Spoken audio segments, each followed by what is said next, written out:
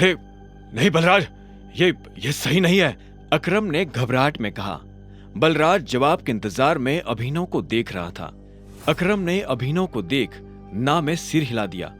अभिनव ने अकरम से नजर हटाई, बलराज को देखा, अपना ग्लास उठाया, एक सांस में सारी शराब गटकी और जोर से ग्लास टेबल पर पटक कर बोला, कब करनी है लड़ाई? यह सुनते ही बलराज के चेहरे पर मुस्कान आ गई। अकरम के होश उड़ गए थे। क्या? नहीं टाइगर, होल्ड होल्ड, तुम्हें कुछ भी साबित करने की जरूरत नहीं है, अकरम ने अभिनव से कहा। वो अभिनव को किसी तरह की परेशानी में नहीं डालना चाहता था। अकरम, मैं जो कर रहा हूं अपनी मर्जी से कर रहा हूं। बलराज जो आज मेरे मुंह पर बोल रहा है, मैं नहीं चाहता कि कल को कोई भी एरा गेरा मेरे पीठ पीछे बोले, अभिनव ने कहा और बलराज की आंखों में देखने लगा। जब अकरम ने अभिनव की आंखों में संजय जैसे तेवर देखे तो उसने गहरी सांस ली और सब ऊपर वाले के भरोसे छोड़ दिया। लगभग 1 घंटे के बाद बलराज अभिनव और अकरम के साथ अपनी प्राइवेट अरीना में आ गया था। ये वही अरीना थी जहां पर बलराज अक्सर लड़ाई किया करता था। तो अकरम मियां, किस पर दाव लगाओगे, मैं या ये? बेवकूफी भरा सवाल है बलराज, टाइगर के होते हुए किसी और पर दाव लगाया जा सकता है क्या? अकरम ने जवाब दिया। बुरी तरह पछताओगे, मुंह छिपाने की भी जगह नहीं मिलेगी, बलराज ने हंसते हुए कहा और रिंग में दाखिल हो गया। दोनों के बीच लड़ाई शुरू हुई और बलराज चिंघाड़ते हुए अभिनव की तरफ दौड़ा। उसने जैसे ही अभिनव पर पहला मुक्का मारा तो अभिनव एक बार को सन्न रह गया। बलराज किसी हाथी जैसा लग रहा था। उसका मुक्का अभिनव की नाक तोड़ता उससे पहले अभिनव को होश आया और उसने अपना सिर नीचे झुका लिया। बलराज का मुक्का खाली गया और वो पलटकर अभिनव को देखने लगा। उसके चेहरे पर हंसी थी। बलराज फिर से भागते हुए अभिनव की तरफ आया। उसने फिर से हवा में मुक्का ताना। अभिनव ने फिर से अपना सिर झुकाया और बलराज की पीठ पर घुमाकर एक लात मार दी। बलराज धक्का खाकर रिंग पर गिर गया। इधर अभिनव दूसरे कोने में खड़ा हो गया था। बलराज को इस बार गुस्सा आया। वो फिर से तेजी से अभिनव की तरफ बढ़ा और अभिनव ने झुककर उसके पैर पर लात मार दी। बलराज अपने आप को संभाल नहीं पाया और फिर से नीचे गिर गया। ये देख अकरम को मजा आ गया।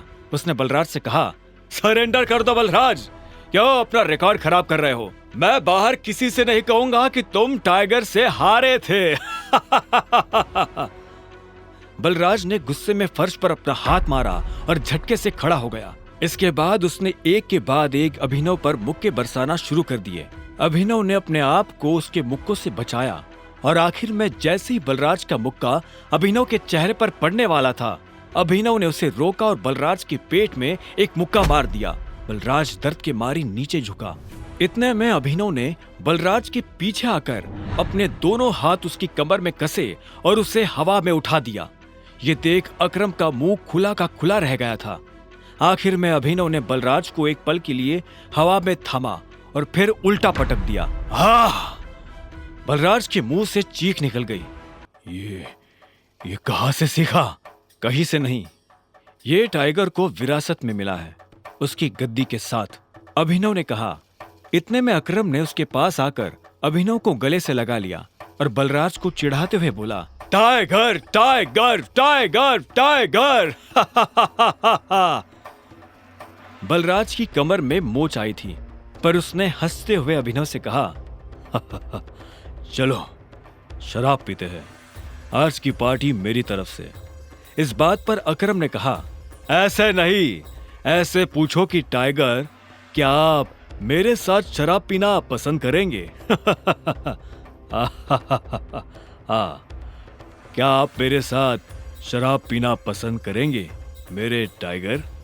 बलराज ने कहा और अभिनव के सामने नीचे झुक गया। अभिनव ने मुस्कुराते हुए बलराज को उसके कंधे से पकड़कर ऊपर उठाया और बोला, क्यों नहीं। ठीक इसी वक्त अभिनव का फोन बज उठा। उसने देखा अनन्या का फोन था। हाँ अनन्या, मेरे मम्मी पापा वापस आ गए हैं। जो कुछ भी हुआ उसके बारे में उन्हें पता चल चुका है। वो तुमसे मिलना चाहते हैं। तुम अभी के अभी मेरे दादाजी वाले घर आओ। अभिनव ने फोन जेब में डाला। इतने में अकरम उसके पास आया और बोला, क्या हुआ, सब ठीक है? हाँ अकरम, सॉरी बलराज, लेकिन मैं तुम्हारे साथ नहीं आ पाऊंगा। मुझे अभी अपने ससुराल जाना पड़ेगा। मेरे सास ससुर आए हुए हैं। ससुराल? तुमने शादी कब की? बलराज ने चौंकते हुए कहा। लंबी कहानी है, फिर कभी बताऊंगा, अभिनव ने जवाब दिया। बलराज ने आगे कहा, वैसे अकरम, हमें मोंटी को बुलाकर बता देना चाहिए कि नहीं, अभी नहीं। जब तक चीजें साफ नहीं हो जाती तब तक किसी को भी भनक नहीं लगनी चाहिए कि टाइगर लौट आया है। मोंटी जो कर रहा है उसे करने दो, अकरम ने कहा। इतने में अभिनव ने कहा, चलो मैं निकलता हूं। अकरम, तुम्हें याद है ना, मुझे कल से एक नई नौकरी। हाँ, तुम कल ऑफिस आ जाओ, मैं अपने सेक्रेटरी को बोल दूंगा, तुम्हारा काम हो जाएगा। ये सुन अभिनव ने अकरम और बलराज से हाथ मिलाया और वो बाहर आ गया। आगे की कहानी जानने के लिए देखें अगला एपिसोड सिर्फ पॉकेट एफएम के यूट्यूब चैनल पर, और द रिटर्न ऑफ टाइगर के सारे एपिसोड्स को सुनने के लिए डिस्क्रिप्शन में दी लिंक से डाउनलोड करें पॉकेट एफएम ऐप।